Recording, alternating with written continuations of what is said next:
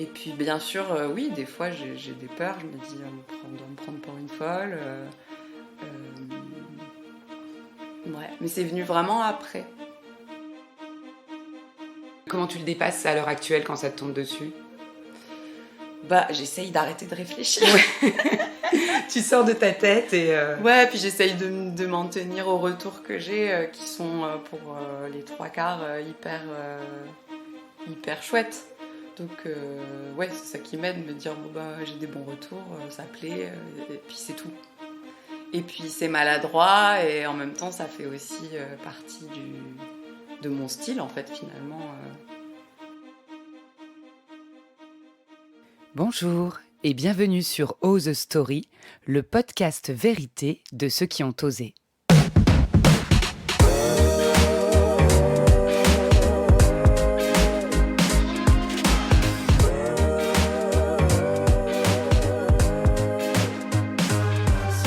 Je suis Camille Chevillard, infirmière depuis 20 ans et fondatrice de l'espace bien-être lyonnais La Colonie depuis 18 mois environ.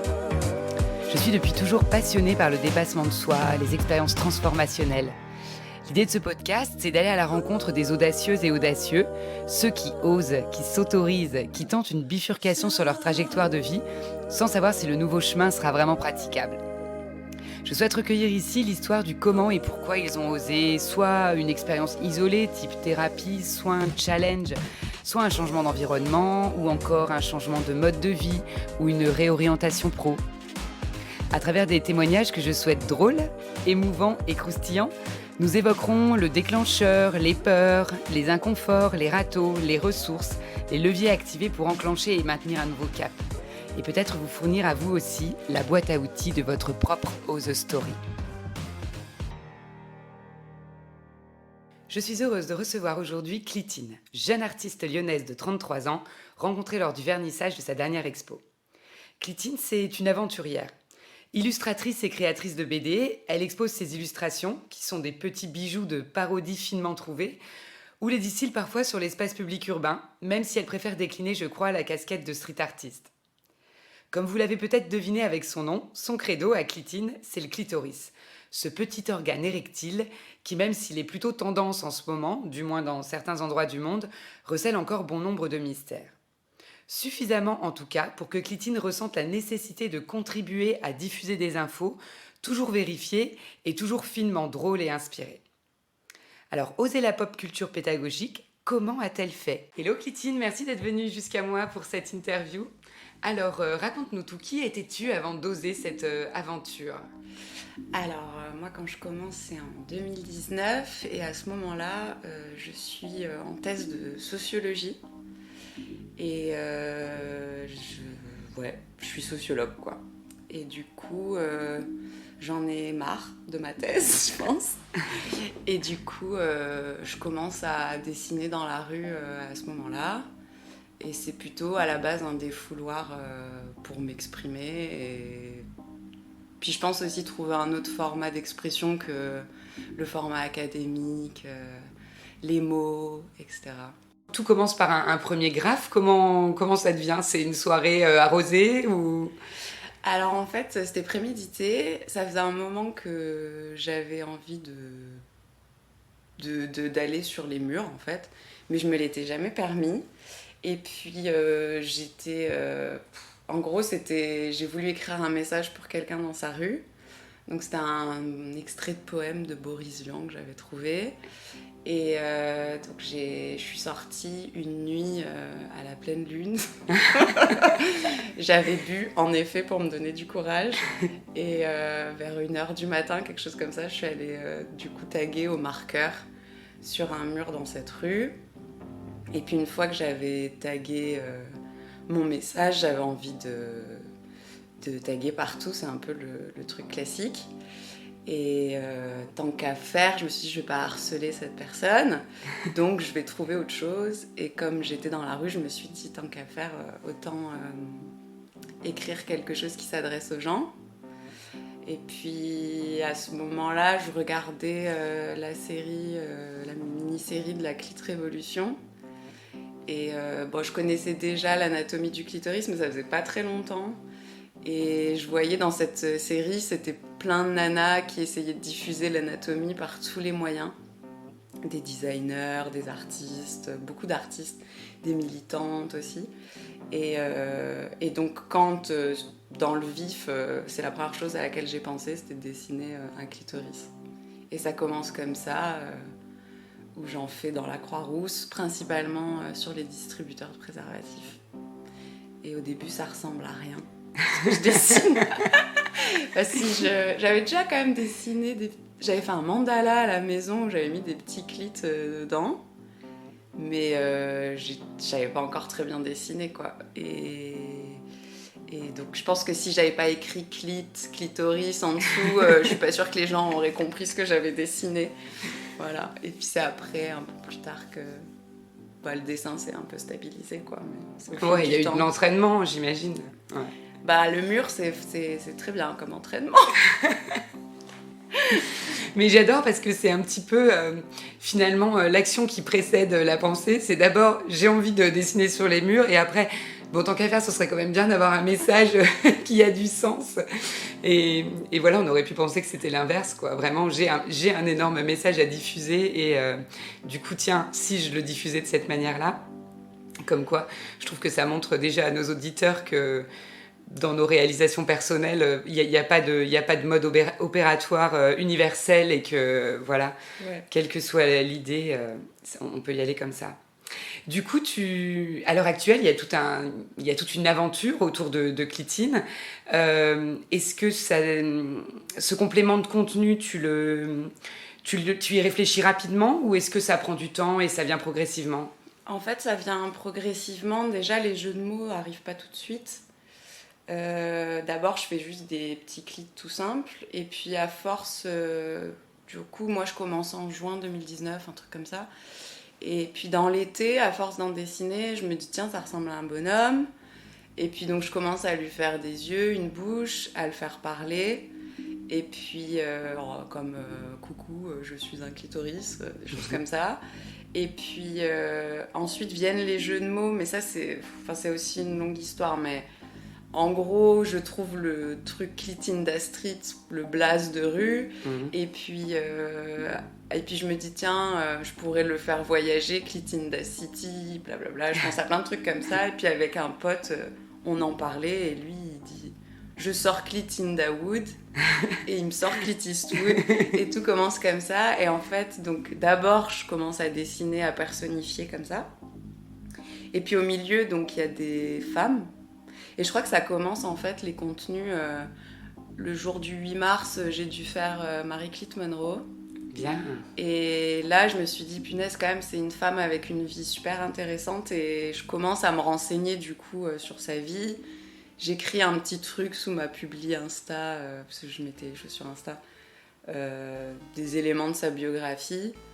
Et puis, en fait, à force, je me dis, ah, mais il y a des portraits de femmes, mais il y a aussi plein d'autres choses à raconter. J'avais fait Polence Clit, puis sur MeToo, on peut parler de choses comme ça. C'est cette année, véritablement, que j'ai vraiment creusé tout l'aspect pédagogique, en fait. Où j'ai commencé à écrire des vrais contenus sur mon site internet. Voilà, donc c'est en cours de rédaction, comme Banana Clit, là, la pénétration, ok, c'est quoi cette pratique, pourquoi c'est autant central, quand on voit les stats, c'est pas a priori la pratique qui donne le plus de plaisir aux femmes, du coup, comment on réinterroge ça, voilà, il y avait plein de... Continuer les portraits de femmes, au final, là, pour l'instant, j'en ai fait que 2, mais j'ai utilisé Frida Kahlo, pareil, elle a une vie incroyable, qu'il faut rappeler parce que c'est hyper marketing maintenant, les images qu'on utilise d'elle. Et puis Niki de Saint-Phal aussi, c'est une artiste que j'aime beaucoup et une histoire aussi de vie hyper intéressante. Voilà, puis c'est en cours, quoi.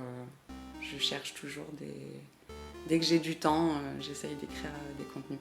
Ok. Et t'essayes du coup de faire de la promo pour les contenus que tu as qui sont quand même assez pédagogiques. Est-ce que, je sais pas, des profs dans des écoles sont au courant de l'existence de ton site parce que ça peut être des voies d'abord pour en parler aux ados qui sont quand même super aidante pour les profs, sachant que le sujet est toujours un petit peu compliqué pour eux, quoi. Oui. Bah alors, je fais pas vraiment de com au niveau des établissements scolaires pour l'instant. Mais sur les réseaux sociaux, les ados traînent quand même beaucoup. Donc c'est principalement Instagram là où je peux les toucher. Et puis après, je commence un petit peu à être en lien avec des professionnels de santé, comme les sages-femmes, les gynécologues. Donc voilà, pour l'instant, c'est par ce biais-là, c'est ce petit monde-là qui connaît l'existence de ces contenus. Ouais. Tu te sens tout de suite légitime pour ça, pour parler de ça ? Ben, moi à la base, j'ai fait une thèse. J'ai été dans un labo de sociologie des sciences.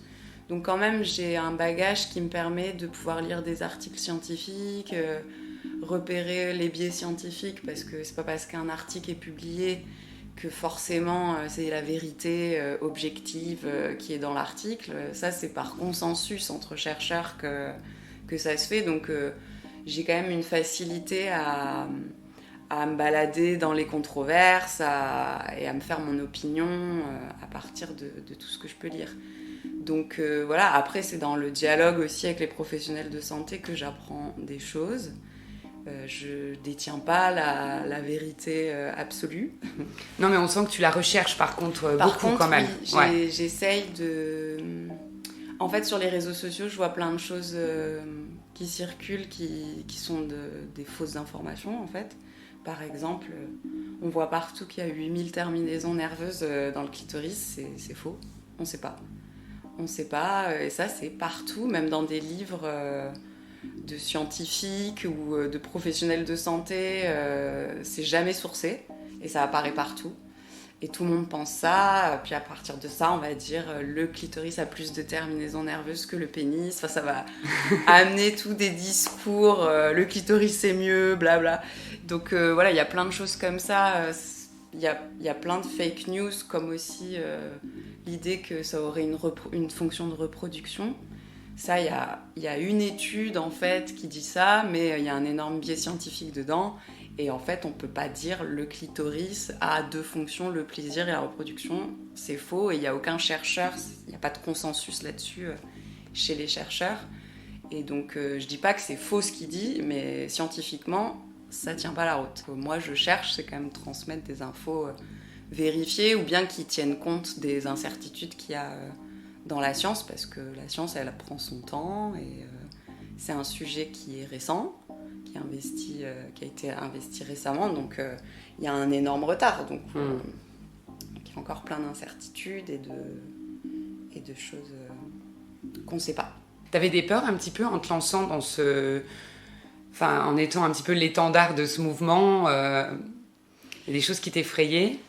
Au début, je me suis pas du tout posé de questions, donc au début non, j'ai juste fait. Et puis, voyant que ça plaisait, j'étais super contente et j'ai investi le truc. C'est plus tard que j'ai commencé à me poser des questions, parce qu'en effet, moi je suis autodidacte, je sais pas dessiner à la base, j'apprends sur les murs en fait. Et puis après, un peu plus tard avec le confinement, j'ai été obligée de me mettre au papier. Et donc oui, en effet, des fois je me sens pas légitime vis-à-vis d'artistes qui sont sortis des Beaux-Arts ou de je ne sais quelle école. Donc ouais, il y a ça. Dans le street art aussi, moi, tu me donnes une bombe, tu mets une bombe entre les mains, je suis complètement nulle avec une bombe, donc je fais tout au marqueur. Et j'ai pas... il faut savoir que dans le street art, il y a deux grandes catégories, on va dire. Ceux qui font du vandal, donc c'est ceux qui font du graffiti avec des lettrines, voire des dessins pour certains. Et puis il y a l'autre partie qui est collage. Et moi, en fait, on peut pas me mettre dans du vandal parce que je fais pas de bombes et que je dessine aussi, c'est quand même principalement des lettrines ce qu'ils font dans le vandal.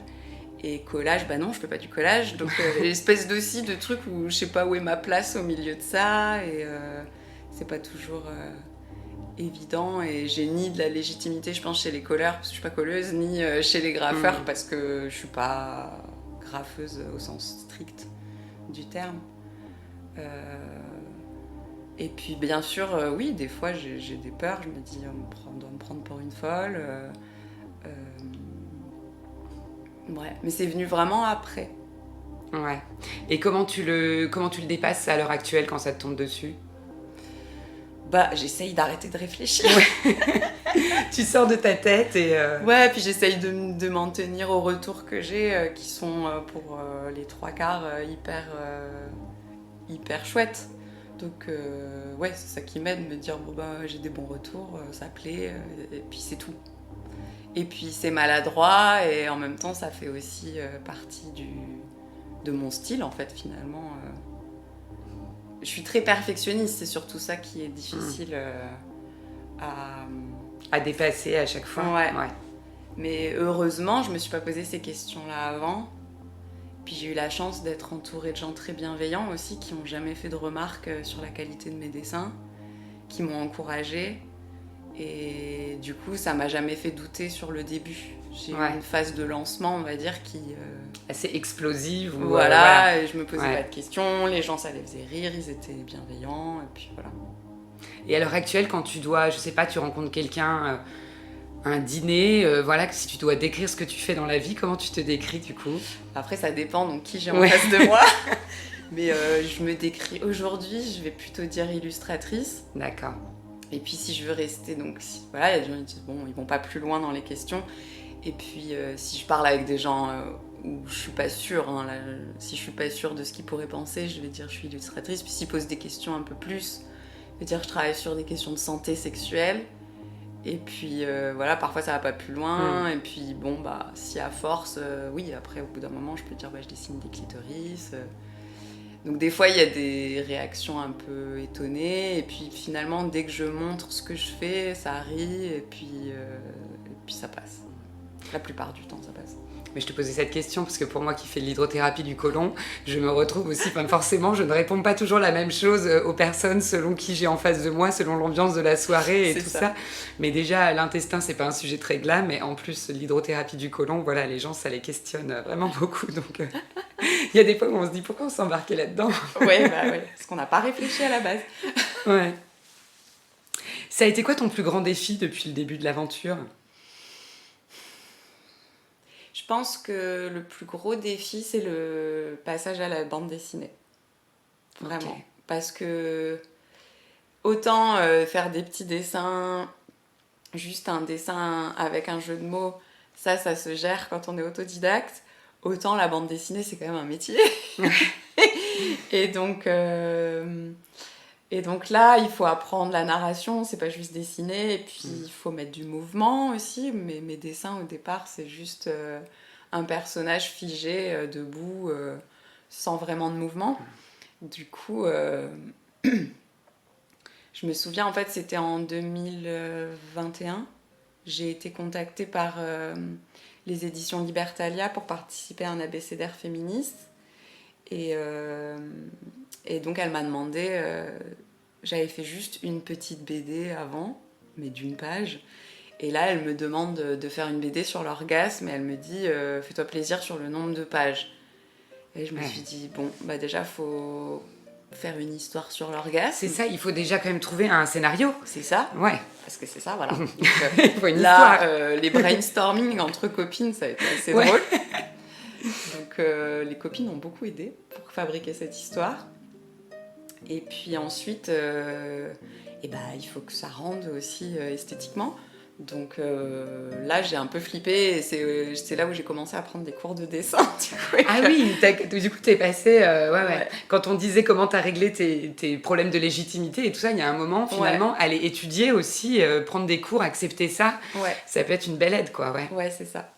Et en plus, c'était un illustrateur, c'est un illustrateur BD, donc il m'a surtout finalement aidé sur la narration, l'apprentissage de la narration, et puis un petit peu de technique de dessin, mais c'est plus des cours de BD que j'ai pris que des cours de dessin. Mais ça a été vraiment le moment où j'ai progressé de ouf en dessin. Ouais, gros défi et du coup, grosse progression derrière, c'est top. La chose la plus folle depuis le début de l'aventure ? Je sais pas si c'est la plus folle, mais j'ai une anecdote assez drôle. Je voulais faire My Clit Jordan. Michael Jordan. Donc c'était un clit basketteur. Et puis je vais au terrain de basket de la Croix-Rousse, où tout le monde va, en me disant c'est peut-être le meilleur endroit pour faire celui-là. Et puis là, je regarde que des murs tagués à la bombe qui sont impraticables au marqueur. Moi, je fais du dessin petit, donc on l'aurait pas vu au milieu de tout ça. Puis à un moment, je lève la tête, puis je vois les panneaux de basket. Et là, je vois un panneau qui est vraiment... Il n'y a rien dessus. Vierge. Enfin, il y avait un truc à la bombe, mais aucun graffiti, parce qu'il ne faut jamais repasser des graffitis qui sont déjà faits. Et puis là, je me dis, bon, bah parfait, je vais faire ça là, mais ça fait 3,5 m, un panneau de basket. Et donc je regarde les poubelles et tout, ça c'est pas assez haut. Et tout ça de nuit du coup en plus. Non, là j'y vais la journée parce que c'est un endroit où tu peux taguer quand même, c'est toléré. Ouais. Et puis tout est trop haut, puis j'ai été avec un ex et puis en fait il me dit bah sinon je te porte et puis tu le fais. Et en fait on s'est retrouvés un dimanche matin. Moi, j'étais debout sur ses épaules. Oh là là. À dessiner, lui, il en pouvait plus. Je suis pas lourde, mais bon, voilà, faut tenir quand même le temps que je fais tout. C'est long quand même. Enfin, il a tenu 20 minutes, je crois, le temps que je fasse mon petit truc. C'est hyper long. Et c'était trop drôle parce qu'il y avait les jeunes qui attendaient de jouer au basket. Ouais.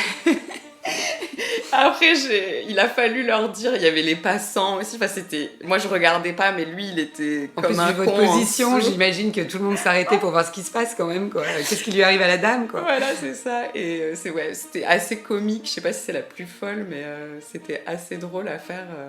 J'étais assez contente de moi. Et puis bon, 3,5 m, ce qui est bien, c'est que ça reste un petit moment avant qu'il y en ait un autre qui... Par contre, petit dessin à 3,5 m de haut, c'est vrai que... Il se voyait quand même. Ouais, il se voyait, c'est vrai. Ouais. Puis je l'avais fait vraiment comme s'il mettait son ballon dans le panier. Excellent. Et donc là, tu t'entraînes, tu fais des brouillons quand même chez toi avant. Oui. Je fais des croquis avant, ouais. Une frustration quand même depuis tes débuts. Ce côté perfectionniste qui m'embête quand même maintenant, c'est pas depuis le début, mais c'est jamais assez parfait. Avant, je me posais pas de questions, je contactais des gens, je montrais ce que je faisais, c'était pas du tout parfait. Et maintenant je réfléchis à 10 fois avant d'envoyer un truc, c'est jamais assez, pour moi c'est jamais assez parfait, et ça crée de la frustration. Parce que je pense que ce qui fonctionnait très bien au début, c'était le côté spontané, et ça enlève de la spontanéité, le perfectionnisme quand même. Donc ça, et en même temps il en faut toujours un minimum, je pense, parce que si on montre des torchons à des éditeurs par exemple, ça va pas le faire. On peut aussi se griller, ouais, totalement. Mais il faut essayer de pas couper l'élan non plus. Ouais. Et puis après, il y a aussi peut-être une frustration, des choses qui me gênent, c'est que depuis que j'ai commencé, je dis pas que j'ai le monopole sur cette idée, que je suis la première à l'avoir trouvée, mais j'ai des soucis de personnes qui me font du charme, qui me suivent sur les réseaux et puis qui se mettent à faire les mêmes dessins derrière. Ah ouais. Et qui appauvrissent en plus tout le contenu, toute la dimension pédagogique. Pas forcément des gens qui me suivent, donc après j'ai bien conscience qu'on peut avoir la même idée sans contact et par hasard en fait. Mais quand même, y a des trucs qui sont... Je vois des choses qui sont parfois très suspectes, des dessins identiques avec les mêmes couleurs, les mêmes jeux de mots. Ouais, exactement le même, le clit dans exactement la même position, etc. Et je trouve ça très frustrant, et c'est en plus des personnes, des femmes qui vont se cacher derrière le label de la sororité et qui ont aucun problème à plagier une autre nana. Et... C'est tellement dommage parce que ça pourrait être des belles collabs. C'est surtout souvent des filles qui ont des mêmes idées qui justement accrocheraient aux tiennes, et voilà, vous pourriez peut-être organiser des choses à plusieurs. Après, ça amène à une problématique qui fait partie de mon art, c'est qu'aller puiser dans la pop culture, c'est aussi... on peut entrevoir derrière un gros marché capitaliste. Et donc il y a aussi le féminisme est devenu un marché. Et ça fait partie du game en fait. Donc j'essaye de pas me prendre la tête. Au début je me prenais beaucoup la tête avec ces questions-là. Maintenant je vois, ça me déçoit 5 minutes et puis je passe à autre chose, parce que des jeux de mots j'en ai des tonnes, Et puis c'est pas grave, je trouverai toujours un autre jeu de mots à faire ou un autre dessin. Ta plus belle récompense? Bon, je pense que le coup de l'abécédaire féministe, ça a été un gros truc pour moi. En plus, il y a des autrices dedans que je vénère. Donc être à côté de... Il y avait Ovidie, Wendy Delorme, Adèle Hanel qui a participé, Elise Thiebaud, enfin plein de féministes que j'aime beaucoup. Et de pouvoir participer au même degré que ces personnes-là, les rencontrer à Paris. J'allais après, te poser la question. Bon, j'ai pas pu toutes les rencontrer, elles n'étaient pas toutes là, mais voilà, je me suis fait des amis aussi. J'étais super émue de voir aussi que ces grands noms, pour moi, ces femmes qui ont des grands noms, et ben en fait elles sont ordinaires aussi, quoi. Donc se retrouver tout ensemble, ça a été vraiment un truc fort pour moi. Et t'as pu justement recevoir des conseils de ces femmes, t'es ressortie de là boostée, t'avais l'impression que ça t'avait apporté des choses? Je peux pas dire que j'ai eu des conseils, non, c'était juste, on a eu des discussions ordinaires ensemble et c'était ça qui m'a surtout plu. Après, le souci, c'est qu'on était 68 autrices. Tu peux pas parler à tout le monde. Et le bouquin, on l'a eu le soir où on s'est retrouvées toutes. Donc, le truc un peu dommage, c'est qu'on n'avait pas eu le bouquin avant pour savoir ce que chacune avait fait. Donc, on pouvait pas parler de contenu, de ce que chacun... Parce qu'il y avait quand même des hommes. Chacun et chacune avait écrit. Mais c'était un joli moment, ouais. À refaire, tu changerais quelque chose? Non, je pense pas. Tu te dis pas, je commencerai par prendre des cours de dessin. Finalement, le fait d'avoir fait les choses un peu à l'envers, c'est ok, quoi. C'est même, je pense que ça a été la condition de tout ce qui s'est passé, en fait. Je pense vraiment. Enfin, vu ma personnalité, ça a été vraiment le fait que je fasse avant de réfléchir. Ça a vraiment été le truc qui a fonctionné. Peut-être que... Ce qui est bien avec le street art, c'est qu'on garde un anonymat, on ne sait pas qui on est, les autres ne savent pas qui on est. Et ça, c'est hyper réconfortant quand on a peur et que voilà, on s'affiche dans les rues, mais il y a cette espèce d'anonymat qui protège. Le travers de ça, c'est que je me suis, pendant 3 ans, il m'a fallu 2-3 ans, avant de vraiment... rencontrer les autres artistes. J'ai vraiment fait les choses dans mon coin pendant un moment et je pense que ça a trop duré. Voilà. Donc s'il y avait un truc à refaire, peut-être ça aurait été plus dialoguer avec les autres parce que c'est aussi comme ça qu'on progresse, on a des retours, on apprend qu'émergent des nouvelles idées aussi. Voilà. Là, je rencontrais des artistes. Il y en avait un qui faisait de la peinture à l'huile. Moi, je fais pas du tout de l'huile, je fais plutôt de l'acrylique. Ça m'a intriguée. Il a un style qui est complètement différent de ce que je fais, mais il m'a dit passe à l'atelier, il faut que je te montre tout ce que tu peux faire avec l'huile. Donc voilà, c'est aussi ça de rencontrer d'autres artistes et puis de voir que il y a des moments de galère, qu'il y a des moments d'euphorie et voilà, parler de tout ça avec eux qui ont plus d'expérience, c'est quand même très bénéfique, je pense. T'as découvert des trucs de toi dans cette aventure? Des potentiels? Je me suis découverte artiste surtout, quoi, parce que moi jusque-là, il y a pas mal d'artistes dans ma famille ou de gens qui dessinent très bien, etc. Mais ma mère, elle fait de la sculpture. Mais pour moi, c'était...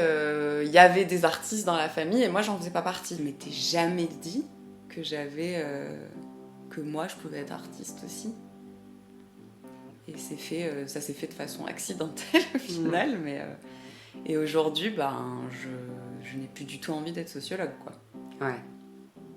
Donc, s'il y a un potentiel, c'est ça. Peut-être aussi la capacité de raconter des choses sans utiliser trop de mots. Ouais. Parce que ça, c'est quelque chose qui m'a bloquée pendant ma thèse, c'est que je crois que les mots, j'adore parler, blabla, écrire, etc. Mais je suis pas sûre que ce soit mon meilleur mode de communication. Tu te perds au travers de tout ça, alors que finalement, là, tu t'es découvert un super potentiel qui permet de résumer et C'est ça. Ouais, c'est une très belle qualité, effectivement. Ouais. Et puis, je cherche trop la précision dans les mots, je me prends trop la tête avec les mots que, là, le dessin... Et puis, quand on parle de sexualité, par exemple, les mots, ça peut être compliqué. Chacun a son langage par rapport à ça.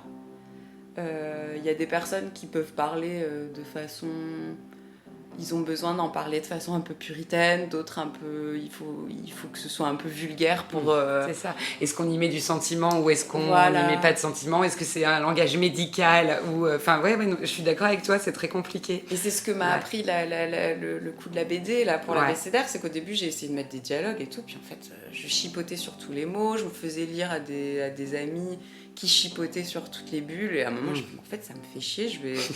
J'avais lu un livre super, un roman graphique où il n'y avait aucune bulle, aucun mot. Et j'ai vu que c'était possible en fait de dessiner et de tenir des mots. Ouais, ça c'est un truc, je pense que ça fait partie d'un potentiel que j'ai découvert. Ouais. T'aurais des conseils pour nos auditeurs et auditrices? De ne pas réfléchir avant de faire. Juste faire, et c'est en faisant qu'on fabrique les choses, quoi, en fait. C'est un conseil qu'on m'avait donné pendant ma thèse aussi. Arrête d'attendre d'avoir le chapitre parfait, écrit, et puis à partir de ce que tu as écrit, on va te faire des retours, tu vas reprendre, blablabla. Donc ça, c'est le premier conseil, parce que pour moi, surtout quand on est très perfectionniste, ça aide, je pense. Enfin, c'est dur, hein, mais... Et le deuxième, c'est de s'entourer de gens bienveillants, en fait. Parce que ça motive. Les gens qui sont bienveillants et encourageants, c'est comme ça aussi qu'on se sent à l'aise dans ce qu'on fait, même si c'est pas parfait ce qu'on fait. Effectivement, s'entourer de personnes qui nous permettent de travailler notre mood, c'est hyper enrichissant pour notre travail aussi, pas que pour notre petit confort intérieur, quoi. C'est ça, ouais. Je te remercie pour ce moment, on a appris plein de choses, voilà, bravo pour ton parcours. Merci beaucoup. À la prochaine, Clitine. Salut. J'espère que cette conversation que j'ai eue avec Clitine saura vous inspirer et que vous saurez relever les clés qui lui permettent chaque jour d'oser. N'hésitez pas à vous abonner pour être informé des prochains épisodes et à me faire vos retours par mail à camille@lacolonie.net ou directement sur le groupe Facebook ou la chaîne YouTube.